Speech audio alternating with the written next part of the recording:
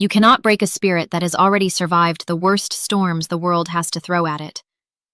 Join us for the epic tales of modern-day titans who rose from the ruins to claim their victory. Click subscribe now and find your own unbreakable spirit today. I did not cry. I did not beg. I sat in that conference room with my hands folded on the table, and I smiled the way you smile when you already know how the story ends. My father looked at me from across the table like I was a problem he had finally figured out how to solve. My brother sat next to him, leaning back in his chair like he'd already won, and my mother kept smoothing the front of her blazer, over and over, the way she always does when she's nervous but doesn't want anyone to know. None of them knew what was inside the folder sitting in my bag. Let me tell you how we got to that room. My name is Claire. I am 31 years old. I have a master's degree in accounting, a CPA license I passed on the first try, and 12 years of my life that I gave to a company that was never going to be mine, not because I wasn't good enough, not because I didn't work hard enough, but because I was born the wrong gender in a family that had already decided, long before I could speak, who the heir would be. My brother's name is Daniel. He is 27 years old. He has a business degree he barely finished and a personality built entirely out of confidence he did not earn. Growing up, Daniel was the sun in our family's solar system. Everything and everyone revolved around him. His baseball games, his college applications, his feelings, his future. The rest of us, me and my younger sister, Mia, were just background, furniture. We were the girls, which in my family meant we were temporary. We were waiting rooms before the main event. My father started his company, Hargrove Financial Services, out of our garage when I was 8 years old. I watched him build it. I watched him work nights and weekends and miss every school play and every birthday dinner and every Christmas morning where he was physically present but mentally somewhere else.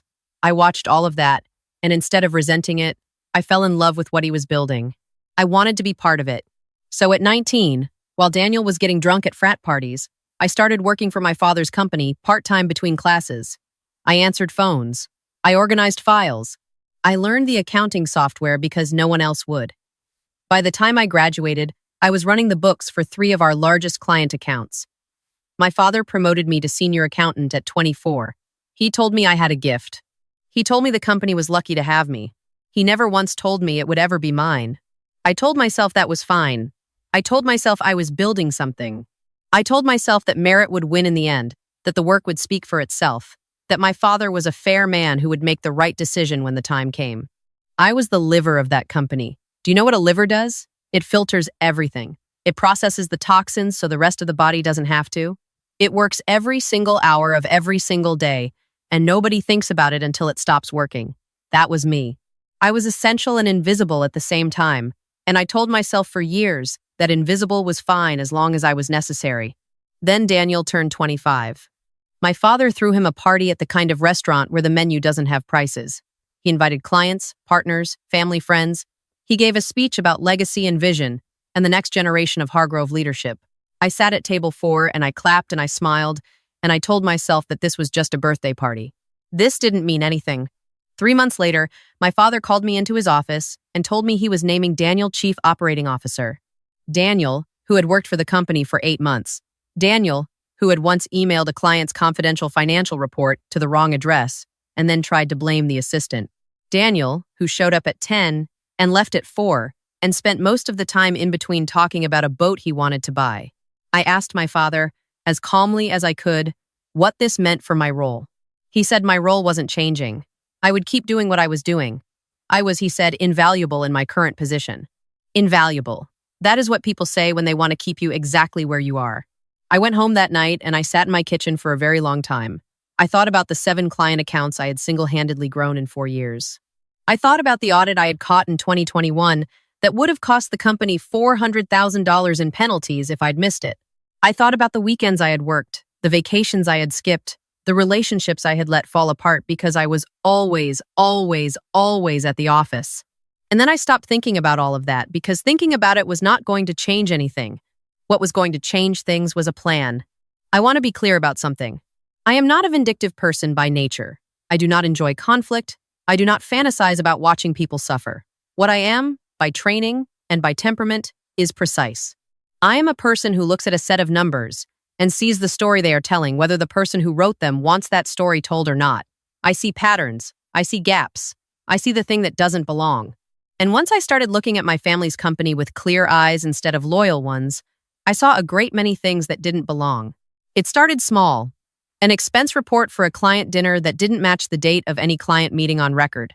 A reimbursement for equipment that I couldn't find in any inventory log. I told myself there were explanations.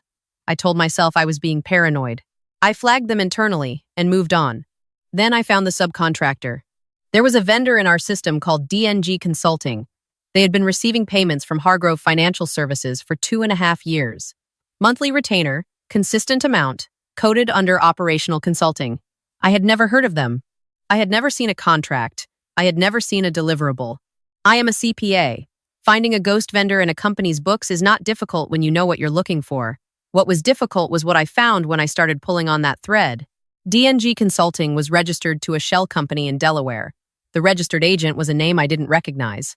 But the mailing address on file, the address where the invoices directed payment confirmation, was my brother's apartment. I sat very still for a very long time after I found that. My brother this, had been billing my father's company for consulting services he was not providing. 2.5 years, tens of thousands of dollars. Money that belonged to Hargrove Financial Services. Money that, in a real sense, I had helped earn flowing quietly into my brother's personal finances while he sat 2 offices down from me and asked me to explain budget variance reports to him because he didn't understand them. I did not go to my father, not yet, because here is what I understood in that moment. My father knew.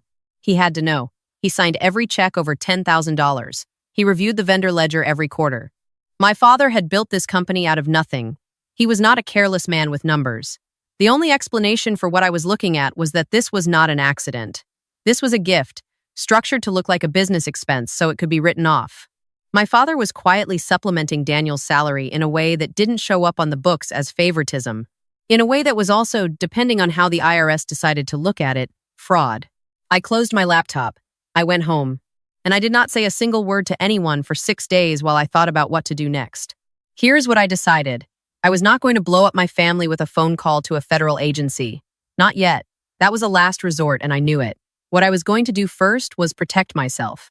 Because the thing I understood, the thing that the previous 12 years had taught me with perfect clarity, was that in this family, no one was going to protect me if I didn't protect myself first. So I did something I should have done years earlier. I hired an employment attorney. Her name was Margaret, and she was the kind of woman who listened to everything you said before she spoke, and then said exactly one sentence that restructured your entire understanding of your situation. When I told her about my role, my tenure, and the COO appointment, she said, "You've been functioning as a de facto partner in this firm for years without the title, the equity, or the protections. That is a correctable problem. We drafted a formal consulting agreement. It was backdated legitimately to reflect the actual start of my expanded responsibilities, which were documented in emails, in performance reviews, in client contracts that bore my signature. It detailed the services I had provided above and beyond my salaried role. It established a fee for those services that was, frankly, conservative. Margaret said she could have argued for more. I signed it. The company had effectively been operating under those terms for years already. The paperwork just made it real. I want to be honest about something. There was a moment right around this time when I almost walked away. I had been offered a position at a competing firm 2 years earlier, and I had turned it down out of loyalty. I thought about that offer sometimes. I thought about the version of my life where I had taken it. She probably slept better. She probably had a savings account that hadn't been quietly cannibalized by a company she didn't own. But walking away now, before this was finished, would mean letting everything I had built disappear into my brother's hands without a word. It would mean that my father had correctly calculated that I would absorb any amount of mistreatment as long as it came wrapped in the word family. I was not going to give him that satisfaction. I kept working. I kept doing my job. I kept being invaluable in my current position.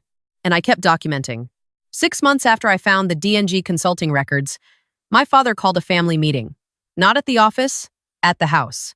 In the dining room where we had eaten every Thanksgiving and Christmas of my life, under the chandelier my mother had picked out in 1987 and never replaced because she said you didn't replace something that still worked. My father sat at the head of the table. My mother sat to his left. Daniel sat to his right, because of course he did. Mia was there, looking uncomfortable in the way Mia always looked in family meetings, like she was waiting for the part where someone asked her to do something she didn't want to do. My father said he had been thinking about succession. He said the company needed clear leadership for the next chapter. He said he was going to be transitioning ownership to Daniel over the next 18 months.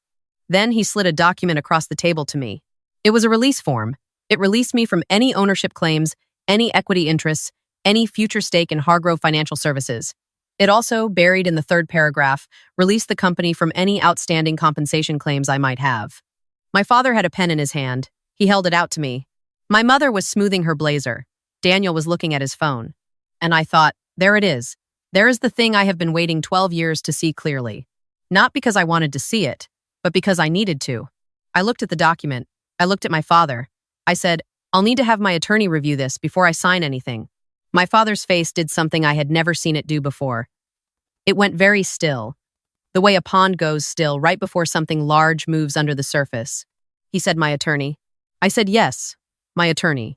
Daniel looked up from his phone. My mother stopped smoothing her blazer. I picked up the document, folded it in half, put it in my bag, and said I would be in touch.